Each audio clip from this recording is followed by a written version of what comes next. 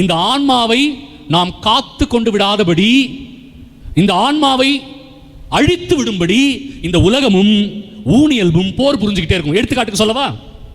காலையில் 6 மணிக்கு எந்திரிச்ச உடனே நான் ஒரு நாள் சொன்னேன் உங்களுக்கு, பைபிளில் கண்ணு முழிங்கன்னு சொன்னேன். கரெக்டாமா? காலையில் எந்திரிச்ச உடனே ஃபோனை பார்க்காதீங்க, தயவு செய்து உங்கள் மூஞ்சை பார்க்காதீங்க கண்ணாடியில். இல்லைம்மா, நான் என்ன சொன்னேன்? எதில் உங்கள் முகத்தை முழிக்கணும்னு சொன்னேன்? பைபிள் எடுத்து பாருங்க. இரவு படுக்க போகிறதுக்கு முன்னாடியும் நீங்கள் ஃபோனை பார்க்காதீங்க, பைபிளை வாசிச்சுட்டு படுங்க. அப்போ விழிக்கும் பொழுதும் உறங்கும் பொழுதும் நீங்கள் பார்ப்பது இறை வசனமாக இருக்கட்டும்னு சொன்னேன். நீங்களும் முடிவெடுத்திருப்பீங்க. போய் 2 நாள் செஞ்சிருப்பீங்க. 2 நாளே அதிகமாக சொல்லிட்டனோ? 3 நாள் செஞ்சிருப்பீங்களா தெரியல. இப்போ பல பேர் ஆமா இல்லை சொன்னீங்கன்னு இப்போ தான் ஞாபகமே வருது. ஏன் அப்படின்னா என்ன அர்த்தம்? செய்யவே இல்லை. அப்போ எல்லாருமே படுக்க போகிறதுக்கு முன்னாடி எது மூஞ்சில் முழிச்சிட்டு படுக்கிறீங்க? செல்ஃபோன். பார்த்தீங்களா எப்படி மாறிட்டேன் பாருங்க. ஒன்றும் இல்லை, இந்த உலகம் நம்மளை அறியாமே நம்மளுடைய ஆன்மாக்கு எதிராக போர் புரியும் இல்லையா? ஜெபமாலை சொல்லணும்னு நினைப்பீங்க. டெய்லியும் ஒரு ஜெபமாலை நான் கண்டிப்பாக சொல்லுவேன் ஃபாதர், முடிவு எடுத்துட்டேன் ஃபாதர் அப்படின்னு சொல்லுவீங்க.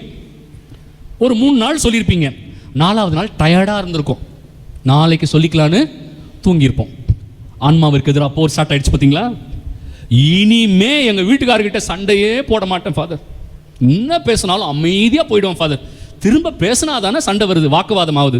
எதுக்கு நான் அந்த மனுஷங்கிட்ட போய் திரும்ப திரும்ப பேசணும்? இனி நான் ஒரு வார்த்தை பேச மாட்டேனே முடிவெடுத்துட்டு வீட்டுக்கு போய் அவரை கண்ணா பின்னான்னு திட்டிருப்பீங்க இல்லையா?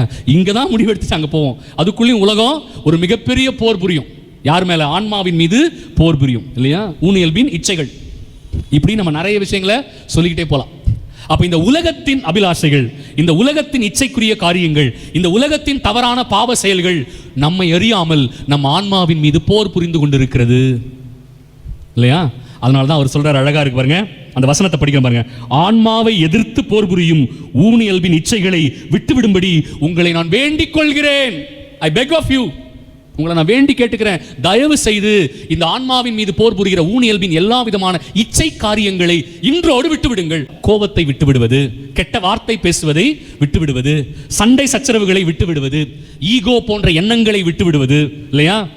தவறான எண்ணங்களை விட்டுவிடுவது, உடல் இச்சைக்குரிய எண்ணங்களை விட்டுவிடுவது, சாதிய எண்ணங்களை விட்டுவிடுவது, எதெல்லாம் என்னுடைய ஆன்மாவிற்கு எதிரானதோ அது எல்லாத்தையும் விட்டுவிடுவது தான் நான் ஆன்மாவை காத்துக்கொள்ள முடியும். ஆன்மாவை காத்துக்கொண்டால் இயேசுவை பெற்றுக்கொள்ள முடியும். ஹல்லேலூயா, ஹல்லேலூயா, ஹல்லேலூயா. கிறிஸ்தவர்களாகிய நாம் இதுல தான் நம்ம விழுந்து விடுகிறோம்.